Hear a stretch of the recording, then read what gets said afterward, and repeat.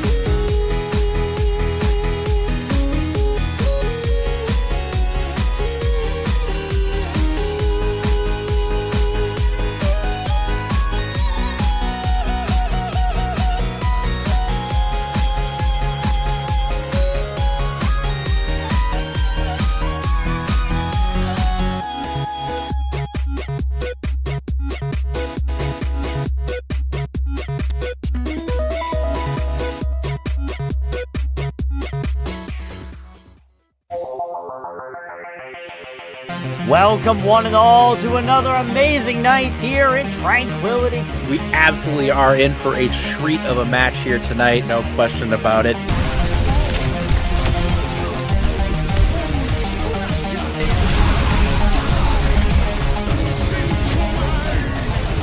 And the grenade from Pomku, eliminating everybody on the field. Now between something as well is going to be applied as a death block them, and it's going to be huge. Fighting three. The double kill with the Bastion ulti? Alright, I see you guys.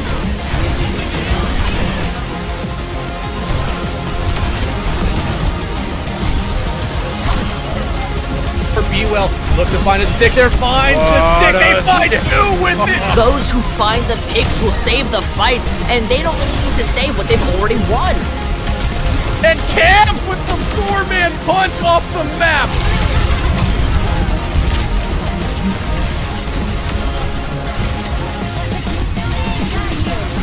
Experience tranquility.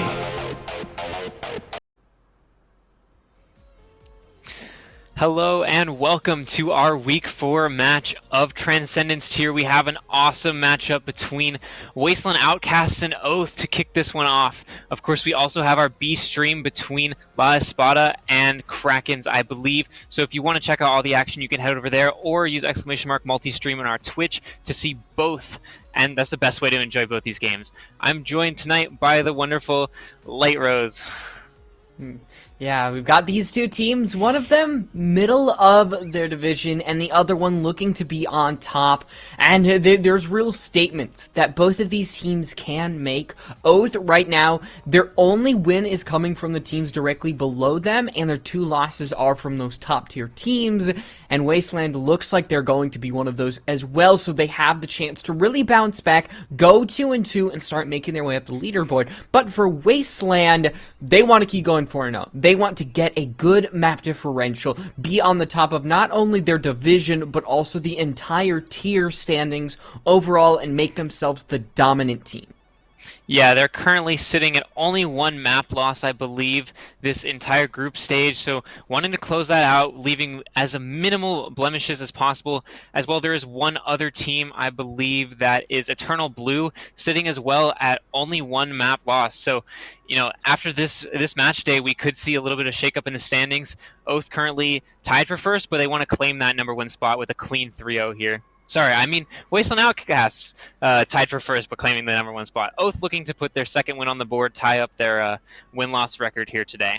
Yeah, no, does have the opportunity to be a little bit of a spoil sport. And as we can transition on over to the map that we're going to go to, it is going to be Push, and Coliseo is going to be that first one. So already having control be that fourth map, I think we get a good balance to see how these two teams are going to come out, whether or not we might have a close match, or if Wasteland, they obviously want to have a very, very dominant win tonight, getting that 3-0, then they want to make it so there's absolutely no contesting tonight. Yeah, we know these Masters and GM teams are very mechanically strong, so it comes down a lot to communication, coordination, how well have these teams been practicing. You know, they need the scrim hours to really hammer in these tiny little details that tip the scales in battle. So I think that, you know, if you're stacking these teams up on paper, I expect to see a fairly even match, but you know, whoever can really guide their team to victory is going to be a well-coordinated team, one that can work together, one that really meshes. And I think we should be able to see that once we hop in the server. Yeah, that's the goal. I think Oath, obviously, on paper, not looking like the one that's going to come out of this. So severe underdogs at the end of the day. And with Outcasts, some of their wins are also coming from those higher tier teams in the top 3 of their own divisions. So not only have they gone 3-0, only dropped 1 map, they also have been tested in some of these weeks. And as they are expected to actually take this one by statistics, then anything else than probably a 3-0 is not what they're looking for at the end of the day. Yeah, we can say that they've 3-0'd people, but at the end of the day, a 3-0 is not always the whole story. I've seen plenty of 3-0s that really come down to the wire on every single map. So we could be getting one of those today even. I think Oath might put up a good fight here, and while we do favor Wasteland Outcasts, yeah, it can't be, we can't count out Oath right away, right? It's not over till it's over. Definitely not. And I'm interested to see how the new balance changes that we kind of saw go through with the mid-season update. We did get a little bit of nerfs. We got a Orisa change where now her Fortify cooldown was increased by 4 seconds, but now it also starts when she fortifies, and also decreased a little bit of her health. And Bastion, who I have not heard the calls of Nerf Bastion since the opening year of the game, when it was literally in the song by The Living Tombstone, with Nerf Bastion, yet he's made his way all the way here 7 years later, being as strong as he is, only got a nerf to his impact grenade, so, you know, not the craziest. Bastion's still running very rampant, as we are in a high health, high heal meta with these very tanky front lines. We see a lot of Orisa, some Junker Queen especially, and with Alari Baptiste as a viable backline now, you can just pump out so much healing, and you need all of the damage you can get to melt down those tanks. Bastion being the preferred pick, but we have seen a splash of Junkrat every now and then, a lot of Soldier 76, just a lot of very consistent damage heroes that you can melt these tanks down with. And another interesting thing I think to point out here is the lack of threats coming into each backline on these brawl compositions. A lot of times we can see something like a Tracer or a Sombra help take out these supports, but with Alari it's extremely difficult to do that. The healing pylon just provides so much survivability, and you also have kill pressure with that nice railgun. So I think that as we move into this meta, it's really just a frontline-centric meta. Whose supports can keep their tank up long enough for the DPS to just go ham on the front line, really. Yeah, it also is dependent on Wheels mode, the cooldown timing. If you can get the enemy tank in a good line of sight without having too much map geometry in the way so that they can actually have cover up against you, there is an interesting dynamic, but it also is bogged down by the fact that sometimes you just get melted down when you're facing against a Bastion, and that is just not enjoyable in the slightest. We'll see if Bastion has any impact on this game as we head on into Coliseum between Oath and between Wasteland Outcasts. You can see the records, both these teams really looking to make a statement in this first map. Yeah, we have seen a lot of Bastion like we talked about, but as well the Sojourn, just able to get so many picks. Opening picks are key in this meta where you're playing such a brawl-centric style. Having an advantage out the gate very quickly without having to engage in such a sluggish and slow fight is really a scale tipper. So I expect to see some kind of pick hero coming out from both these teams. We can see Featherless and Will both hovering this Sojourn out of the spawn gates. And you do have one of the Junker Queens that you would expect. Hog would be a very, very big surprise. So we'll see if there are any changes. Little spawn room antics, as you would see. And yeah, there come the pretty typical changes. I do have my mind ablaze about the 2 Genjis in play that we mentioned a bunch about the Bastion.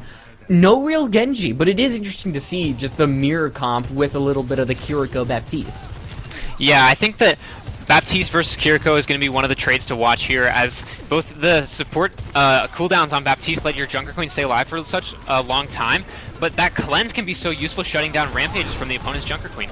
Oh, Xylo getting a little bit low, as the name would imply, but they simply back up, do a lot of healing. But Wasteland, you can see how much damage they are putting into Oath, but there's that first pick. You talked about how important those are in this meta, and with that, Matt's going to be able to find one, and that should be Wasteland Outcast finding this first fight. Yeah, only going down that Junker Queen, able to stay alive.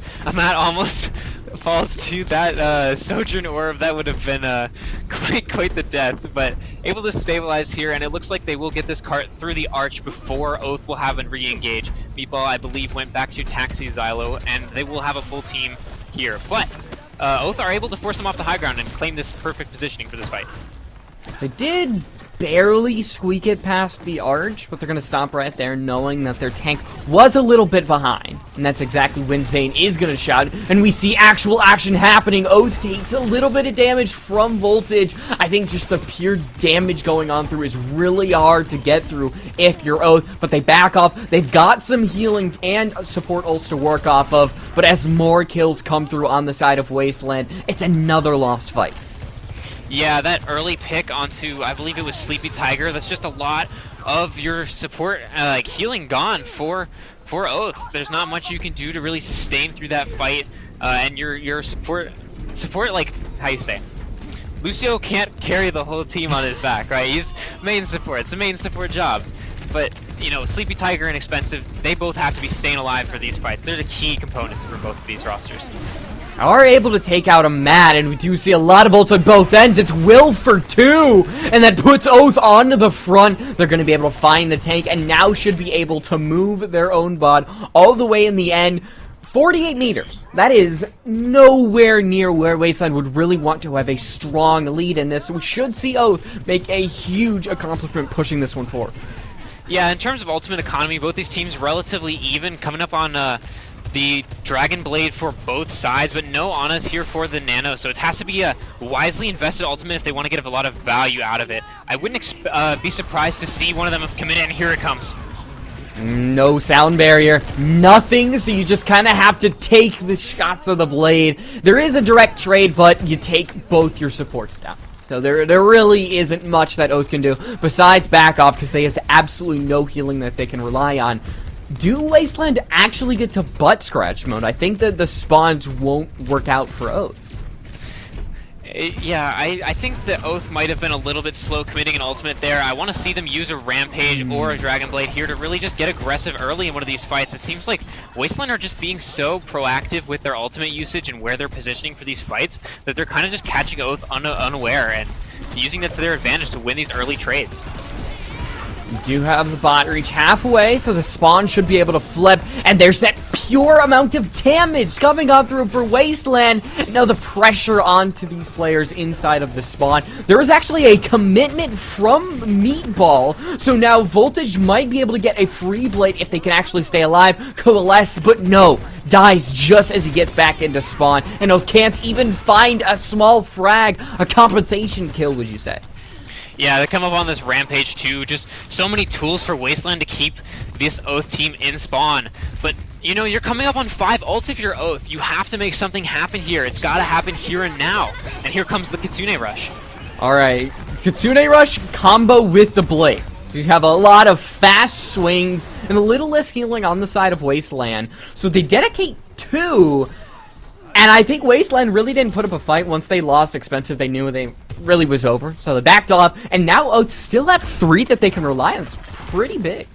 Yeah, I felt like Wasteland were making a smart decision there. It looked like they just tried to immediately rotate out, and Expensive, she got caught on the rotate, rather than them actually trying to fight and just retreating once they lost their Baptiste. So I think a wise decision for Wasteland to just back out of there.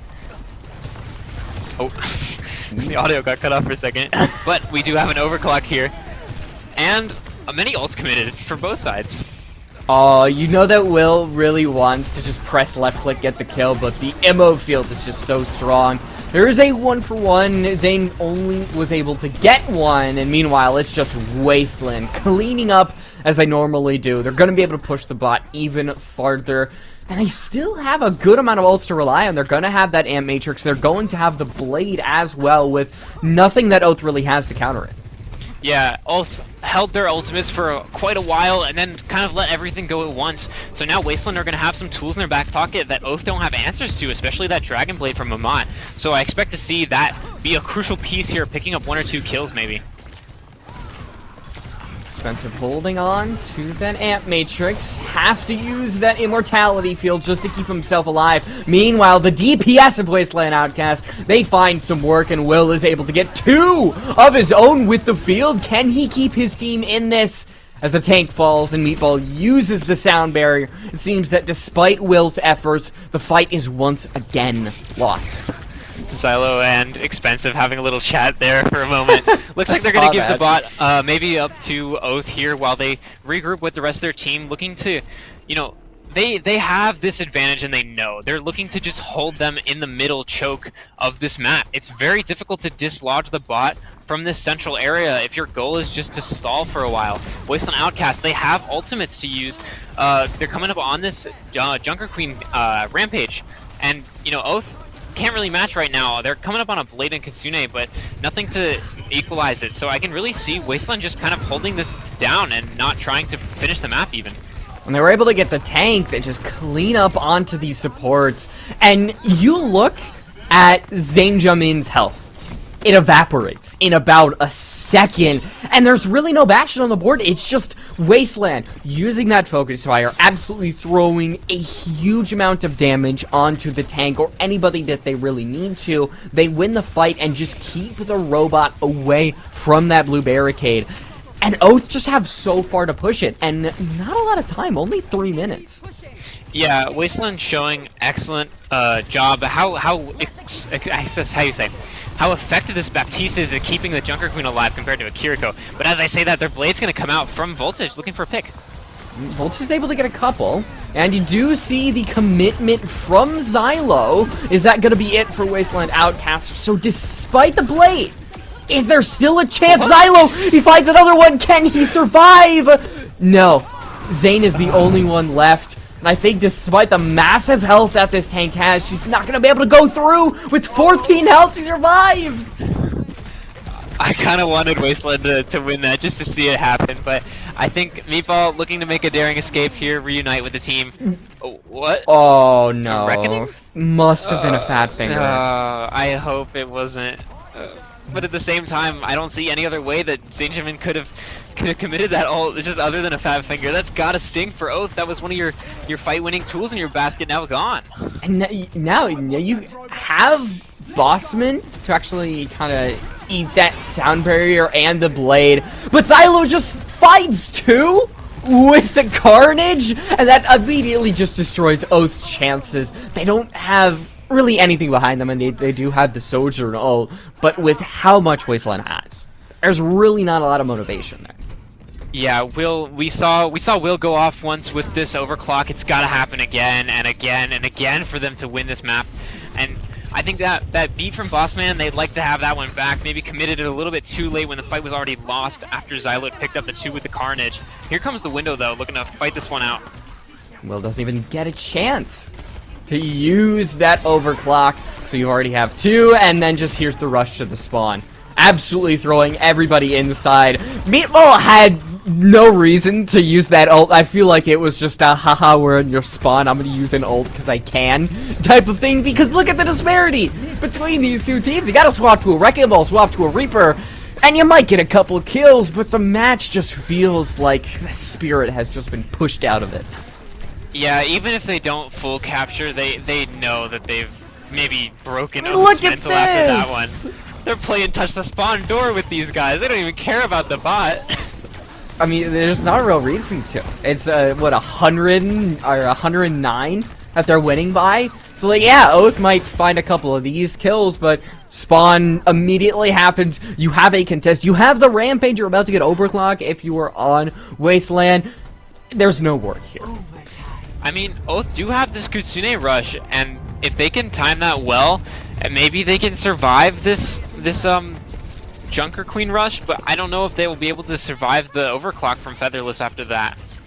It's going to require a lot of precision, and they do use a lot of it. On too expensive, the ammo field is dedicated, and the Kitsune rush as well. Sleeping Tiger actually has to use the Suzu on herself, but there's that rampage and no Suzu, and down goes the healers, down goes Oath. Just a couple more kills, and you should see Wasteland take their first map pretty dominantly, Henry.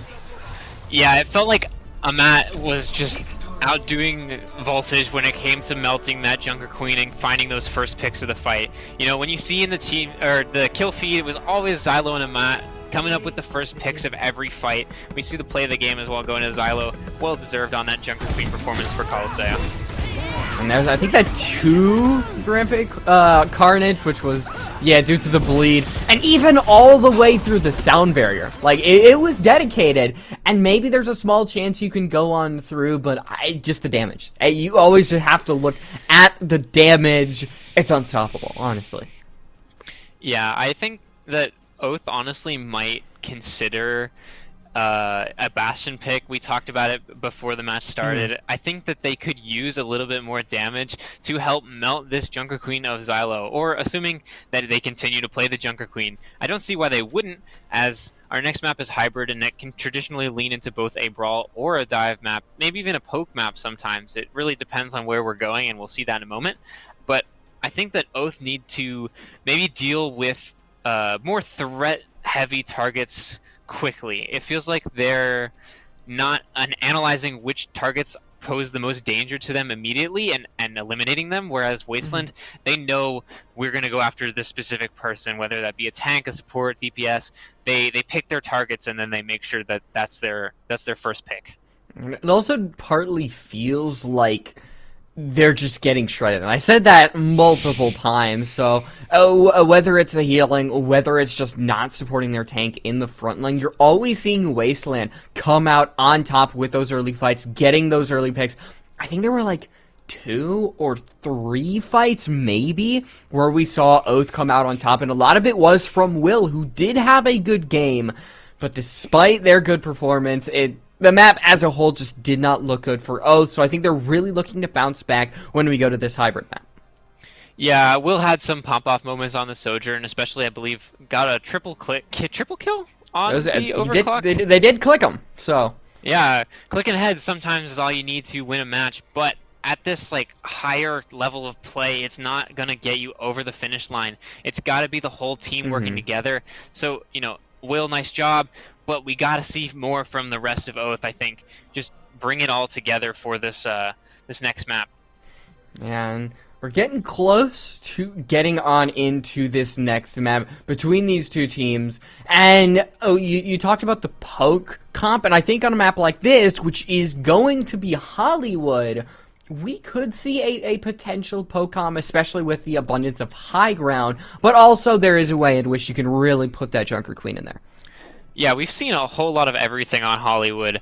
Dive is very strong with these high grounds, like you said, but also Sigma can be a very aggressive presence on the defending side. If you can post up on these high grounds, it's so difficult to dislodge a Sigma when they're well placed. And, you know, you can use the damage of Ash, especially on Hollywood, is a very effective one. The Dynamites and the Chokes just able to put out so much damage at a range, as well with the pick potential you get with that scoped in rifle.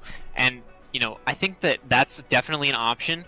You know, we might see one of these teams roll out on a Winston or a Diva dive, or even just a brawl comp, you know, run it down. It's not like that won't work. It's pretty simple. All you got to do is position yourself and out mechanics them. I mean, it's worked for Wasteland. Absolutely throwing yourself at the enemy. And they do have a little bit of a speed comp, because you've got that Genji, you've got the Sojourn, and the Lucio and the Junker Queen all have a lot of movement abilities. I guess Commanding Shout is a little bit of a movement ability, because you get like, what, a 25%. I don't know the specifics, but you move slightly faster, and clearly Wasteland used that speed and precision to tactfully take out their opponents. Are they going to be able to do that on Hollywood? However, because you do have that high ground, maybe you can back up a little bit more, play I don't know if we'll see a Winston, because the Junker Queen against Winston, there's really only one character who comes out on top there. Yeah, I think that while Winston is decent, D.Va might be the play here just for that mobility and survivability, as well as the fact that some poke compositions, or I guess most nowadays, will run this Illari, and it's a very powerful ability to be able to shut down that Captive Sun with the Defense Matrix, among other ultimates that you can eat, or even just powerful cooldowns. So I think that D.Va is definitely a valid pick here, especially if you're going into an Illari, and with these high grounds it makes sense to pick more of a long-range, damage-heavy support, like Illari. It's also not that difficult to actually eat the Captive Sun. It is the size of a sun. It feels like it is absolutely massive. I think they made it so it's like slightly more actually around the projectile rather than what it was on release, which was just like massive. Yeah, I think they definitely changed it up a little bit. The Captive Sun at launch was just so broken. So weird. But, you know, after a little bit of tune-up, it's still very strong, but definitely a little bit more of a balanced tool that you can use to win a team fight. You know, we've seen plenty of Captive Suns thrown out in all tiers of Tranquility, just led to an immediate downfall of one team. So, you know, all these teams that are playing Lucio, I like it, but at the same time, Illari is just so strong. I like to see an Illari, I think that is the proper pronunciation. Illari. As they released a pronunciation like a couple days after she released. So yeah, because I think the first word was eel, and I was like, that doesn't seem right, but I'm gonna go with it. I mean, there's a lot of like specific pronunciation. Like I think Baptiste is French, so you kind of have to Caribbean something or Haitian. I don't know. Haitian French. I'm gonna stop talking before I say something wrong. I think I'm definitely on that side. But we could talk about what Outcasts have. They do have that Illari and the Baptiste. Also with the Sigma that you talked about up against a real brawl comp, Oath are swapping absolutely nothing. Is that going to be a good thing? They got absolutely smacked on Colosseo, but clearly they don't really want to bring a lot of change. Yeah, something I'd like to point out is Will's over onto this Kiriko now, and we've brought in Dylan for Oath to play this Sojourn. Everybody else kind of remaining the same as last game, looking to just get straight over to the point. Wasteland Outcasts kind of backing up here. They wanna stay back, poke it out like their comp is meant to. Do have the first kill go on to Dylan. It's immediately traded out though, and Voltage in the backline does have to back off, but the pressure that is actually going on to Outlast is more than enough. A tick has gone out, and Oath so far has done a very good job at actually putting that brawl, putting that pressure onto this team. They can't lose another player though. That should mean the end of this fight, and with Will going down, even more damage coming on in, especially to that DPS. That is going to be a back off, and unfortunately for Oath, they weren't able to capture that second tick. Yeah, Oath were actually down a player there when they were capping that point. Outcasts just pushed so deep into their spawn area that they were forced to give some of that percentage away, even though they had the numbers advantage, which I think is really crazy to think about. Oath just showing how strong this brawl composition can be when you fight in an enclosed choke or area. Like, that Junker Queen act shreds through HP. Carnage is a very, very powerful ability. You want to make sure that it does not get waste. Zmot is a little bit separate, and Xylo is actually going to utilize the ult and barely survive through it on 9 health. Can they get the kill onto the Lucio? They do, and that numbers advantage that was there is going to be even bigger for Outcasts. They don't even concede a single tick anymore, so using a couple ultimates does seem very, very worth it there. Voltage is in the back line, just harassing Meatball and Expensive here, but nothing secured yet. Dylan does pick up Meatball as a result of it, and we're going to see a Dragon Blade committed. Illari down, and Junker Queen all as well. I think this might be flipping in the way of Oath. Kind of say that. As we say that. I feel like we're casters cursing everything right now, because it seemed like Outcasts were going to win that fight. And I think because even though that Oath technically doesn't have the numbers advantage, they're barely going to be able to cap. Like if they don't have that first tick, they don't get it there. Yeah, that was really kind of a messy offense from Oath there, but they make it work. Just getting it tick by tick, forcing Outcasts back very quickly into each of their kind of engages, allowed them to get so much point presence and really show how strong this brawl can be as they're chasing down Xylo, and they're going to secure that one as well. Just carrying their momentum here and letting the cart push through these streets phase. Thing to notice about this early on is that Voltage has done a very good job at asserting that dominance, whether it's in the backlines, whether it's onto those healers. They have done a very, very good job at being a nuisance. That kind of feels like what Genji should be. Yeah, especially if you're playing Sigma, you have a lot of survivability, but without your shield, without your eat, it's kind of hard because you're a very slow tank. You're just sitting there getting shot by the high damage DPS of Oath. So, you know, if Voltage can distract Meatball and Expensive, there's not much they can do. Oh! The timing was almost there. They were trying to get past the deflect. But even if the Captive Sun is deflected, Amat's just going to use that Tactical Visor, take down 3, and even though the overclock was committed from Fatherless, you do definitely want that back, but it's still a dominant fight win nonetheless. Yeah, Outcasts really just wanting to stabilize there. They've kind of been staggering themselves for a little while, and they wanted to make sure that they can set up on this high ground nice and easily.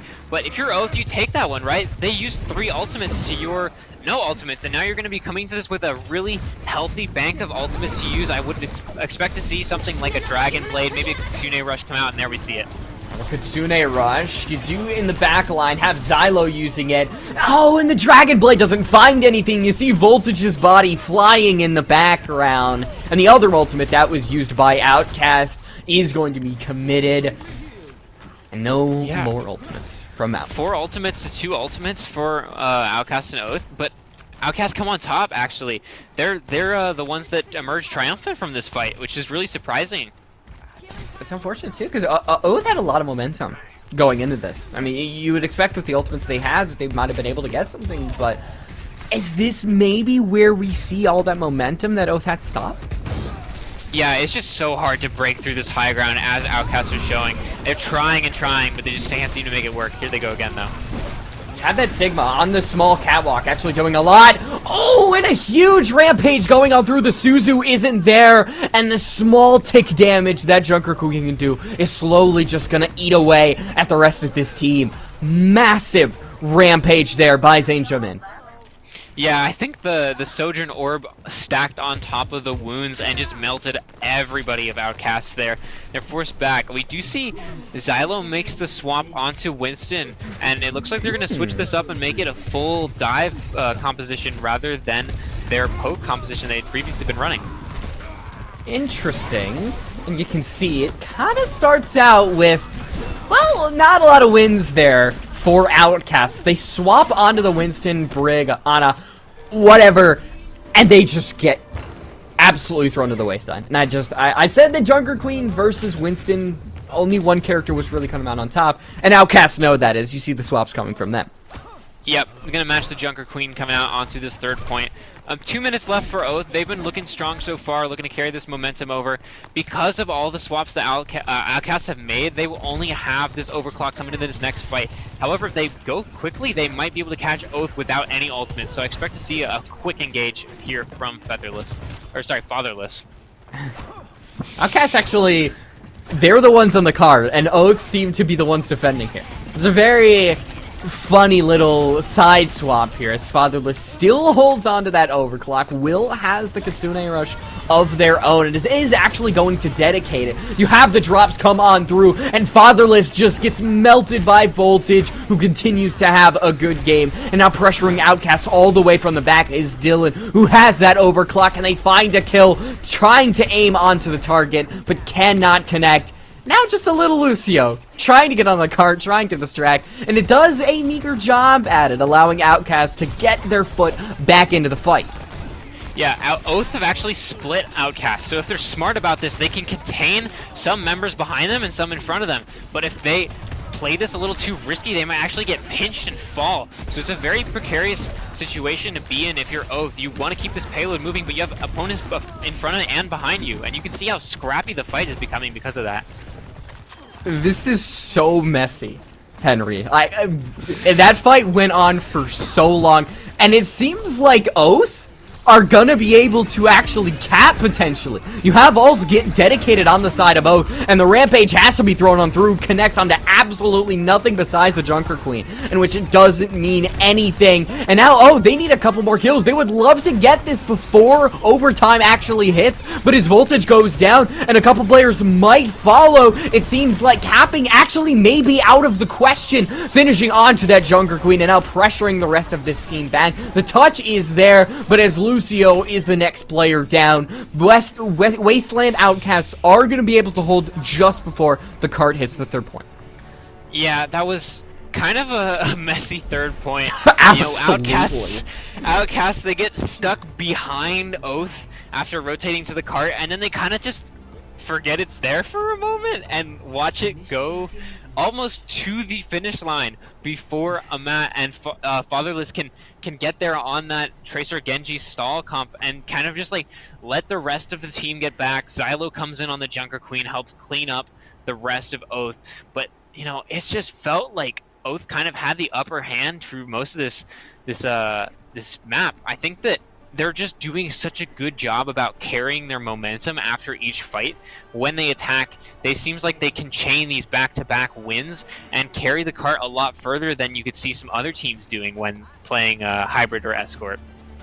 I do also kind of have to commend Oath there, as we get a nice little look at this unnamed character on this map. I guess a famous producer, director, who knows. But back Very to suave. Oath. Yeah, he got the nice little mustache. But when it comes to Oath, their ultimate usage has been very impressive. Whether it's been ZaneJamin's Rampage, Voltage's Blades, I think the ultimates have been a thing that Oath can rely on to get them out of the rut and to push them forward. I'm scared for Meatball. I'm scared.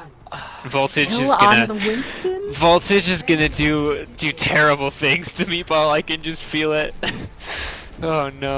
Yeah, they're gonna look for this dive composition on first point, maybe carrying it over. As this high ground is such a crucial part of capturing point one, I think this is a good decision, but the Zenyatta is just a very fragile piece, and if Oath can take advantage of that with this, you know, Ashe and Genji, I think they might be able to win this one. Wow! What a nade! And yet nobody from Oath dies. They're going to be able to get on full health. And actually, it's Outcasts who go down first. They're not able to capitalize on that huge nade coming out from Expensive. And this dive comp, it seemed like it had a little bit of legs to stand on. But eventually, they do have to back off this first fight, just not going Outcasts' way. It feels like ZaneJamin and Voltage, they got diffed on their respective heroes on Colosseo, and they said, "Nah, I'm not moving. We're not having that." So, you know, really putting on a show for us right now on the Junker Queen and the Genji, showing Outcasts that they didn't come here to play, they came here to win. They still stick on the Winston. You have to expect that getting such a nade from Expensive. Okay, there's another one. 3, can they actually capitalize on it? You see the health coming from ZaneJamin, and there it is. The first couple kills coming from the Winston, actually. A 3-piece as well. So it seems like it might not have come from the anti-nade. And as Amat just exists, nanoed? I guess just an insurance ult. I believe the nano had just expired there. He had the nano when he went in with Xylo on that dive, which helped clean up the backline of Oath. So a good play from Outcasts. You know, we doubted them a little bit, but they showing us that their composition works. They're gonna make it work, and I think that. I don't know about this second phase though. It's just so hard to get up here with the bridge, and you need to be able to set your Ana up to engage here. Look, if Expensive can keep doing what they were doing in the previous fights, then I'm fine to look at this all day. Dedication coming from Meatball, and that might give Oath a free usage of their ultimates in the next fights, as this card is going to keep moving. But you look at what is on the board for Oath. They're going to have all 5, and even though Outcasts do have Pulse Bomb and have Blade, it's going to be hard to get through everything Oath has to withstand. Yeah, I think that Outcasts using that Transcendence there, you know, maybe thinking that Oath were going to pop an ultimate to try and stay in that fight, but Oath are patient. They say, we're going to hold on to it. here comes a lot of ults, though, as we talk about it. Yeah, the sound barrier does keep a mat through, and a mat is not going to be there to actually help out that Winston, who is the counter to the Genji, but just tries to stay alive. So Oath, they do stop the cart where it lies, and this was where Outcasts had trouble. It was on the first part of the second point, but I think the statement still stands. Yeah, I don't know about that one. Outcasts, they use an ultimate. Oath, they use 4 ultimates. And somehow stop the cart, but it feels like just barely, though. Outcasts are putting up a big threat even when they don't have a lot to work with. And you can see they're going to just go straight for the cart here, understanding that they don't have long to go, and they're going to force Oath to come down off this high ground to fight them. 4-to-1 ratio is not favorable in this scenario. With the Genji dive, can they actually connect onto the Ashe? And that is able to do that, get that Mega, and give Outcasts a little bit of an advantage. And now is that Winston can just apply that absolute dominant pressure onto these players. That is going to allow Outcasts to push that card forward, get to the third point with almost 2 minutes of time if they can actually keep the rest of these Oath players off. 4 minutes that they have to get to the end and win. Not even draw, not even do anything. They will get the second point if they get it 75 meters. Yeah, the crucial point was the inability of Oath to complete the map. They were so close, but an excellent job from Outcasts kept them in the contention here. We're going to see a quick pause, but as the players work out, I believe we had a disconnect there from Expensive on the side of Outcasts. So yeah, while that is going on, I'd like to mention, they didn't finish the map. We said that. It is here and now that Outcasts can go up 2-0. They won't even have to play another round if they can make it through this entire third phase. I feel... I was kind of talking up Oath's ability to use their ultimates, and then it feels like on their defense, they didn't have that staying power. It did not have the ability to really have the oomph that they did, whether it was simply because they used them all at once, and they were able to win that kind of one fight on the second point. They just haven't had any real ability to keep Outcasts away from themselves for a long period of time. It seems like the resets from Oath, whether they're trying to reset Outcasts, it just hasn't been there. Yeah, I think Oath, they did well on attack because they could pick the times when they wanted to engage. You know, if a nice I don't know, say Dynamite came out from the side of Outcast. I don't believe they were playing the Ashe any of that map, but say they had one, right? A nice Dynamite, nice anti-nade. They could just chill. Oath can step back, sit in the choke, and kind of wait to recover. Whereas if you're on the defense and an anti-nade comes in from Will, you're just toast, right? You saw how strong that was in their first point capture. I think Oath is just struggling to keep up with the tempo that Outcasts are setting right now. I think that's absolutely true. Like, Voltage hasn't had the ability to get in the backline. Like, we were worried for the Zenyatta. There's been nothing there for the Zenyatta to really be worried about. So now you have Voltage pushed back. Dylan hasn't been able to get those shots because the Winston Genji Tracer has just consistently been in their face this entire point. Nothing that Oath has that was working for them is going to actually apply onto their defense because they just don't have the space to make it work. Yeah, I'm almost wondering if the Lucio pick is the play here on defense. As we see, they have an Ashe, and you know, Ashes want to stay more of a stationary kind of setup on high ground. You have the coach gun to boop Winston away if Winston jumps up at you. You want to let Voltage kind of go off on these flanks, look for picks onto Kyria, Zen, any kind of squishy that they can get their hands onto. But you know, on the Lucio, you're kind of forcing your team into more of a collective play style, right? And maybe that's creating times when Dylan is forced into rotates to keep with his team, because if he doesn't, he'll definitely be caught out by Xylo on that Winston. And if he does kind of stay put, if he does move with them, then you aren't creating as much value on the Ashe because you're not setting up on these off angles. You're not being able to chuck out dynamites consistently onto high damage areas and targets. Like, I just think that maybe Oath are struggling on this defense because they want to play with the initiative and they're being forced not to. Yeah, so just to give you look, that there was a PC crash that we believe. So just to make everything go smoothly, we're gonna head to a quick break. Should not be very long, and when we return, it's going to be the end of the second map. Make sure to check out Beast. Girl, you comfortable, let's go. Feel so good just when I roll through. And I just think it's so crazy what you do to me. Girl, you the best thing, you know that. And I really need you to show it. So turn around, let me get you on the cold.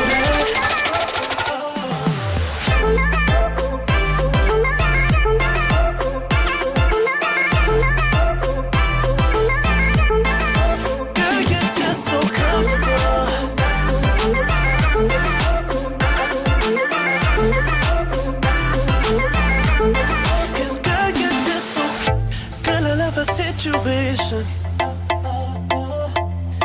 We don't spend time hesitating, and I wouldn't say we're crazy in love. I would just say we're crazy enough. 'Cause girl, you're just so comfortable. Girl, you're just so comfortable. Girl, you're just so comfortable. You just feel it all too. 'Cause girl, you comfortable, let's go. Feel so good just when I roll through. And I just think it's so crazy what you do to me. Girl, you the best thing, you know that. And I really need you to show it. So turn around. Told you it was going to be a short break. Everything just kind of got figured out the moment we sent a break, which just always happens. It always feels like that. It's just the way that things occur. But both teams are ready, seeming to get back into this game where Wasteland Outcasts have absolutely been throwing through the ringer on their defense after a pretty competent attack. Yeah, something that we have to point out here for Outcasts. It sucks to have a DC, but we have to face the reality of it. Expensive going to be set all the way back to 0 on that ultimate percentage. I'm not sure what she had beforehand, but it's definitely lower than it is now. Or sorry, it's lower now than it was. So Outcast maybe one less ultimate to play with that they could have had, whereas Oath, they're coming up on a nano of their own with this Rampage. And Xylo still going to be in the back line, all the way forward onto the Ana. No way you let the Winston absolutely put you through the blender! And Wasteland Outcasts, they find almost a clean sweep onto Oath, and they might be able to push this cart all the way to the end without Oath even able to do anything. The Rampage is used just to get back onto the cart, of which the Junker Queen would be put into the ground. The Nanoed Reaper just to maybe put the Winston on low health. And the Reaper is going to be able to put in a lot of damage, actually take out both supports. So suddenly, this is a little bit winnable for Oath, but it seems like they might not have the players. And Wasteland Outcasts, despite the DC, they come back strong, win the second map, and look to go 3-0 by the next map. Yeah, we questioned that dive comp at the beginning, but Wasteland Outcasts showing us how strong that Winston can be when you find those isolated targets that we saw in the last fight. Finding Will on that Ana, and just kind of jumping in, no fear, using the primal and taking out 4 members there. Well, hello. You just saw our faces. You get to see them again. So Wasteland Outcasts, they come out after the 2-0. This is the first time we have seen Oath kind of put up a fight in this game. That attack did seem like it had a lot of steam behind it, but I think they just weren't able to replicate that. The dive was just too strong. Wasteland Outcast had such a good ability at isolating their targets, like you mentioned, and completely shutting off, especially the Ana, from the rest of their team. Are we going to see a change going into this third map, Henry? I think our third map is Escort, which might lend itself more to Oath's attacking playstyle. You know, they like to chain these attacking wins together and just push through these fights, but we're gonna have to wait and see what they do, as we are going to go to another short break. I know we just had one, but we will be back in just a moment for all of you with more Tranquility action.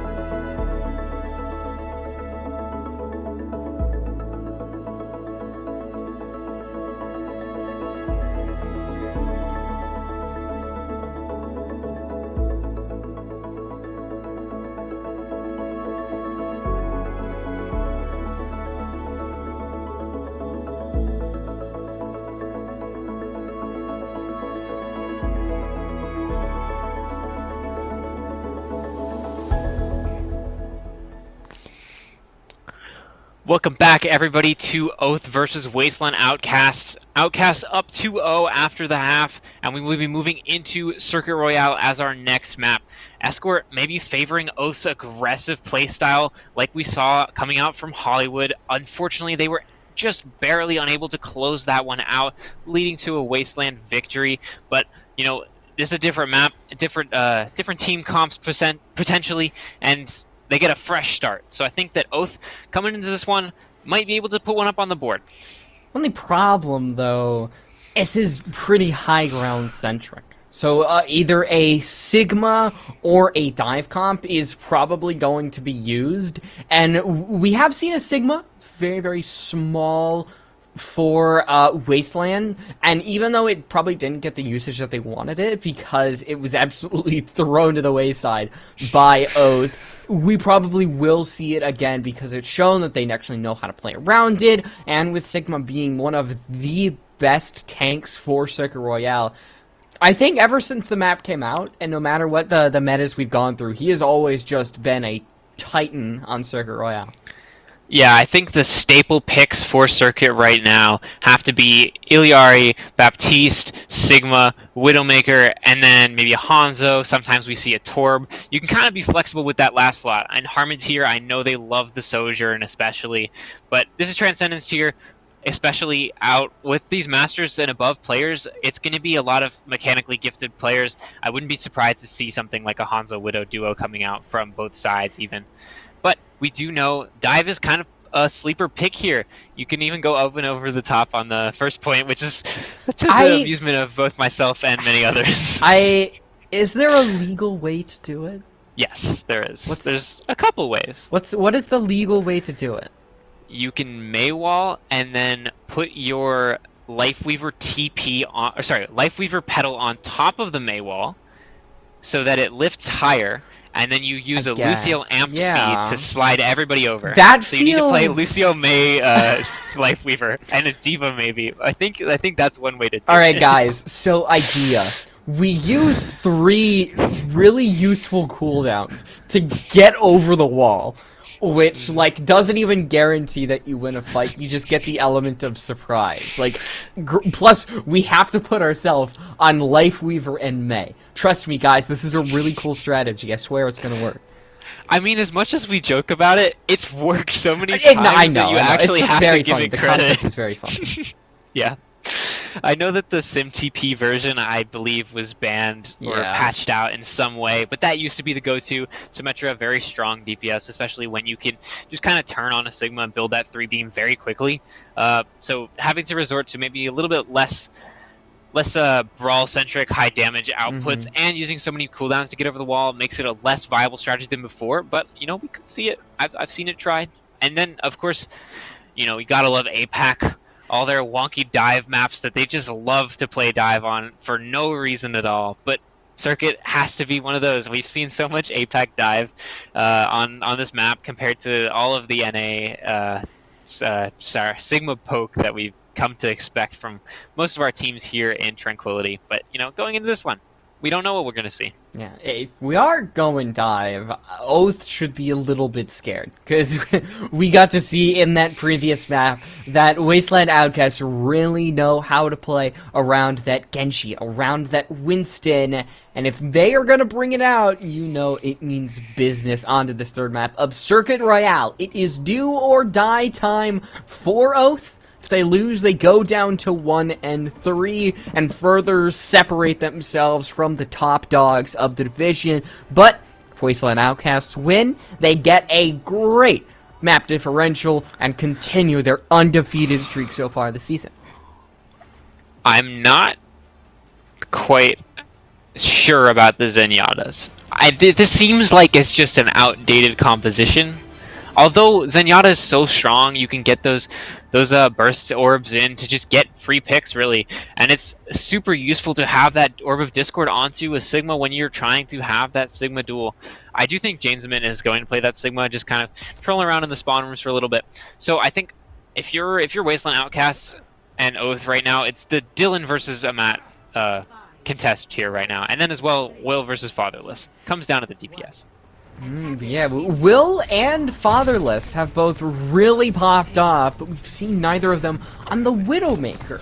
And Dylan on the Hanzo as well, so could we see some pretty cool shots from either of these teams? Will goes up for the jump, does do a little bit of damage, but not a headshot, so not a free pick for the side of both. It is going to be a body shot onto Meatball, and that takes out a Zenyatta, meaning that Wasteland Outcasts has no other option but to back off. Yeah, it looks like they're gonna just slowly take this cart forwards, but you know, Oath have to be conscious of their health pool, especially Zanjamin. If you lose your Sigma, it's all but over for both of these teams here, except for maybe a super clutch from one of the DPS. So this keeping your Sigma alive is the #1 job for both of the supports on both teams here. So far though, the DPS done a great job at keeping Oath in the fight. I mean, we had that one fight, and then Dylan was able to get the pick, meaning that this is still continuously that one fight that Outcast is still trying to really find their way out of. They haven't been able to find a pick at all. The card also hasn't touched this third checkpoint. Yeah, I think that, you know, Wasteland Outcasts kind of kiting around right now, but they're going to invest the flux here looking for a pick, and they're going to grab two. Fatherless picks off Will as well, and it looks like that's just going to be the end of it here for Oath. They're stumped back to spawn rooms. Not only a good opening pick from Fatherless, who actually found 3 in that fight. You've got a great ultimate from Xylo, because neither Meatball nor Expensive had the cooldown nor the ultimate to actually keep anybody alive at that. Yeah, I think something that people often look at for a flux counter in this composition is that Zenyatta, which might be one of the reasons that these teams are favoring the Zenyatta over the Illari. And so that's going to be a huge flux to get over first, really. Ooh, good immortality field, keeping your Sigma up. And unfortunately, Sleepy Tiger, she didn't have her immortality field. She is gonna go down to a mat, and Oath barely keeping a foot in this race. You see Will, Dylan, Bossman, all barely surviving on 1 HP there, but no more kills. I mean, Oath just have to wait less to go. I'm wondering if Amat is gonna slide up and try to duel him on the high ground. I want to see it. So ballsy. You know, Zanjamin, they're coming up on this flux, and they already have a pick from Dylan, so I think they're going to look to engage here, but the window comes out. Flux should be big, but the immortality field is there, completely nullifying all the effects, but it doesn't even matter, because cleanup crew is here. And Oath are going to be able to cap onto that first point. They only have that amplification matrix compared to Outcasts, who have the overclock, gravitic flux, and Tranquility that they can use in this situation. Yeah, one of the things that's really important on this map is this choke up on the end of point 2 is very campable. And so if you're able to cap this first point by pushing very, very short distance at the very end, then you're able to spawn hold, and it looks like they won't be able to get away with that because Outcasts are going to be able to set up on this high ground before Oath push the cart very far and get set up. Questionable Transcendence, because even if, like, Meatball obviously seemed to use that to actually avoid death, but Outcast had won the fight already. Like, you take the time to come back, and now you give Oath a little bit of free room to wiggle. I mean, they do know that they don't have a flux, but that window is still extremely dangerous, and Oath are coming up on that Dragon Strike, so 2 ultimates you might want that Transcendence for, and you no longer have it. Dylan just found a couple of headshots, found a good few openers for this Oath team, along with his DPS duo. Are going to try to stave off this overclock from a Matt who just needs to get a couple more kills. Gets one onto Sleepy Tiger. Fatherless, I'm confusing that. Same as you, are going to be able to clean it up there. And great ultimate usage from Outcast. They only need 1 to win the fight. Yeah, this second point is very easy to just snowball, but when you get stabilized, it could also be a defensive stronghold. Extremely difficult to break through for both, like, you know, I guess a brawl comp or a poke comp on this point. But ultimate's invested, and it looks like it's actually falling the way of Oath. I think before even Dylan had actually dedicated the Dragon Strike, the fight might have been over because you already had a couple of these kills go the way of Oath. So even though the ultimate was used, not a lot happened from Outcasts, and the cart is going to be able to chug its way toward the second checkpoint. I don't think they're going to be able to cap it. Well, even though they have 4 ultimates that they can use, if maybe Expensive is going to have that immortality feeling, you still could have Outcasts survive this. Yeah, you can't use a dragon to zone him off, so Outcasts are going to be able to get to the point, and here comes the Flux from Xylo. And with a lot of health being taken off the board that is immediately nullified by the Transcendence, there's the Flux, and now the point capture is going to be there for Oath. And now they have to go through third point, and with 2 minutes and 20 seconds, very, very achievable. This feels like the best we've seen them, even from that second point attack.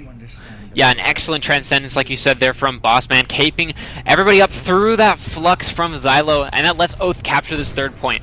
I'm liking this setup from Oath. They're able to put Will and Sleepy Tiger up on this high ground and just make it so dangerous for Outcasts to use this window spot that most Widowmakers love to play around.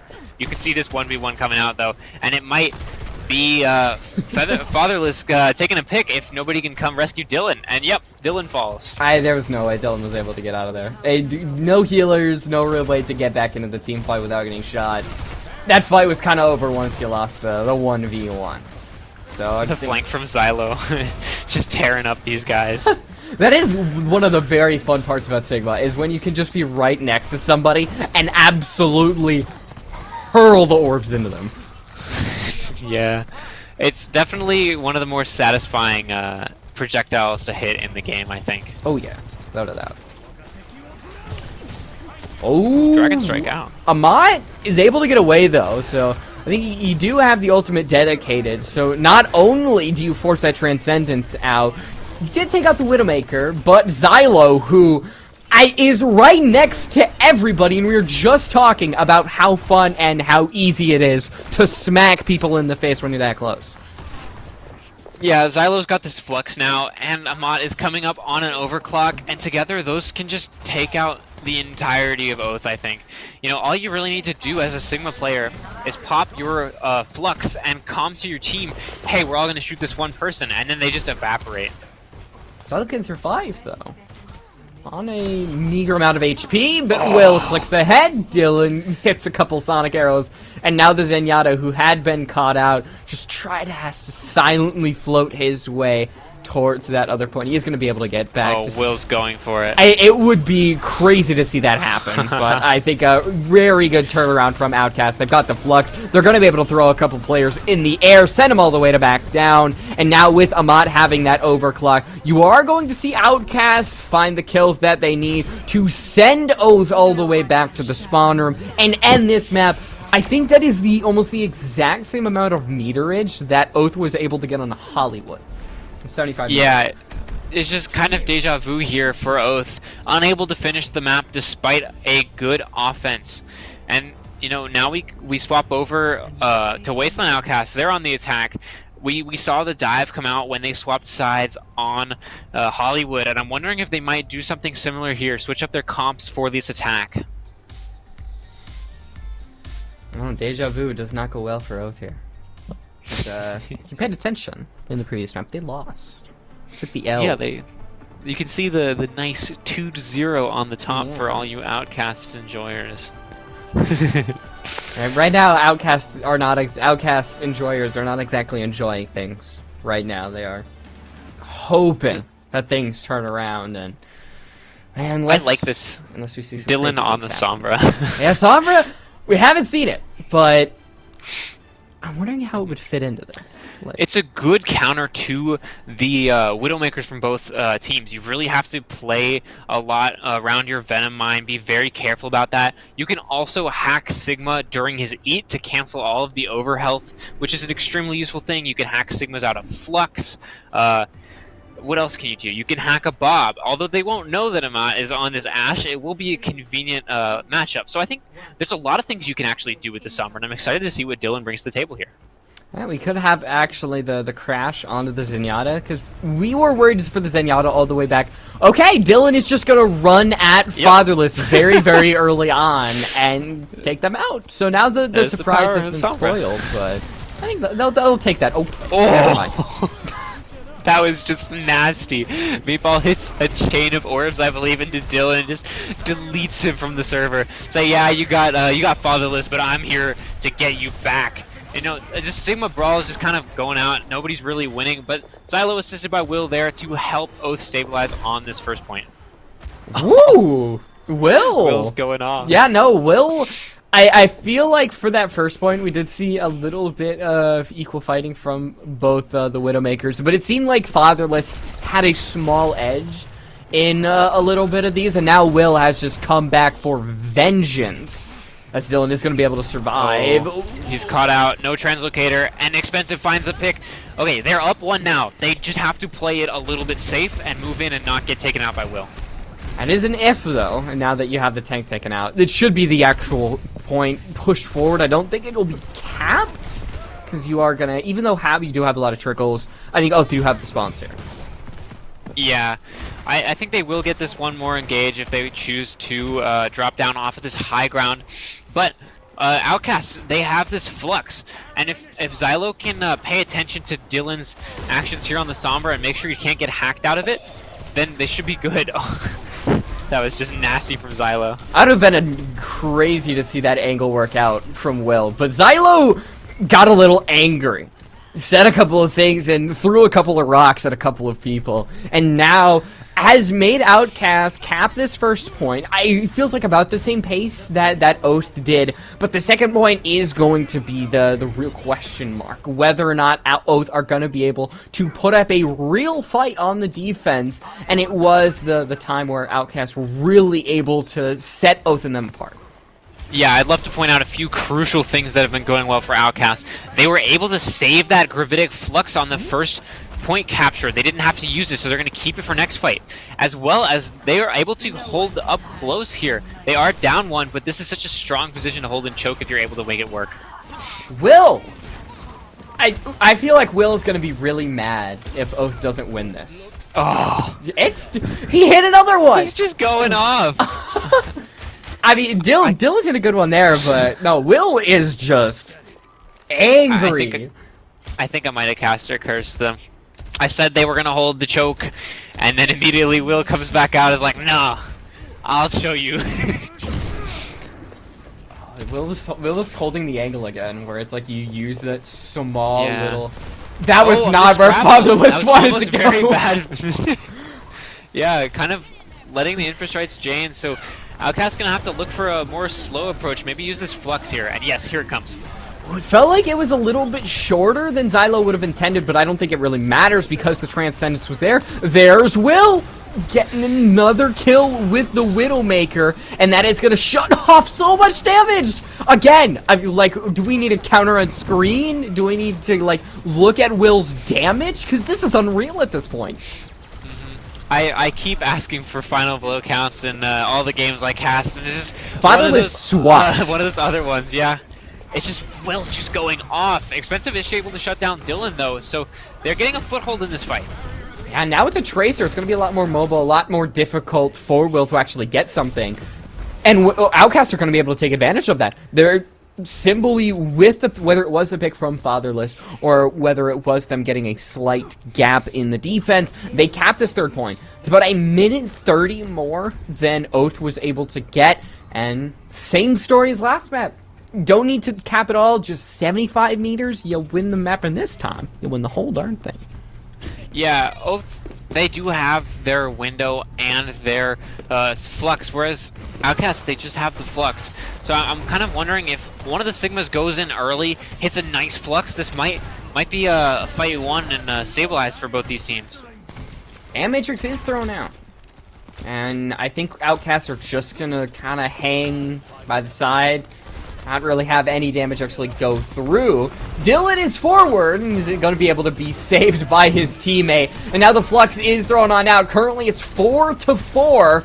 And the Flux isn't going to be able to kill. But the rocks from Xylo are going to be able to do that. And now just the damage is too much for Jamin.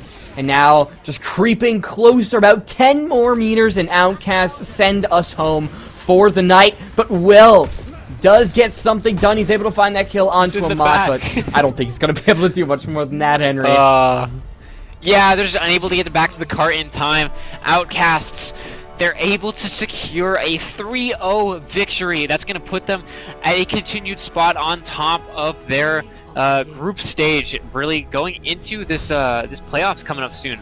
We are week 4 out of, I believe, 6, 7, maybe. So, you know, this placement is very important for these teams that are on top of the leaderboards. Dylan wasn't the feel like not the highlight because it was Will, but Dylan also did a massive job in that map. So both DPS kind of tip the cap to you on Oath as we take a look at the maps. And Oath on attack, pretty good team on both those hybrid and escort maps. Oath on defense, maybe didn't kind of knock that one out of the park there. It seemed like how you say, Wasteland, they were just able to play at the speed they wanted to, take fights when they wanted to, and Oath were struggling to adapt because of it. And you know, when you're in an uncomfortable position, having to take fights out of position, maybe you didn't rotate fast enough, you're stuck on a low ground, maybe you aren't connected with the rest of your team and you lose a player early. All of those things can happen when your opponents are playing at such a high speed, and that's something that Oath struggled with this entire series. Yeah, and I think Wasteland and Outcasts, they definitely showed why they are currently 4-0 in this current season. And even though Will did have great shots throughout that entire map, once we actually saw the swaps from Fatherless, it was kind of curtains for the entire team of Oath. But that is it from us. We still have the B stream going on, at least I would hope.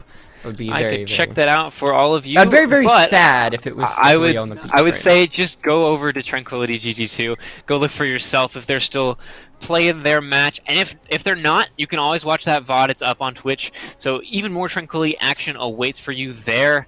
Make sure to join our Discord server if you haven't already. If you're new here and just found out, we have a wonderful community of all sorts of people that would love to talk to you.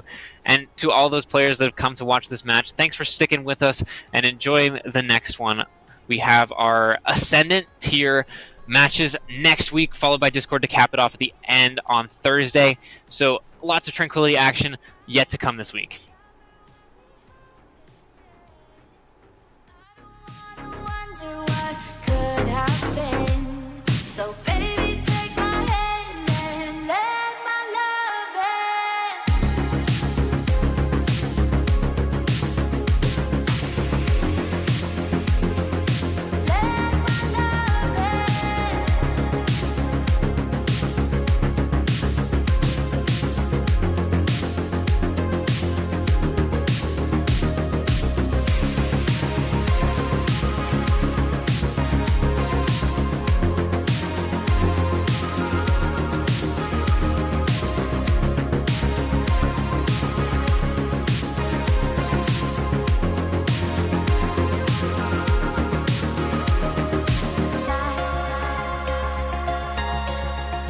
When we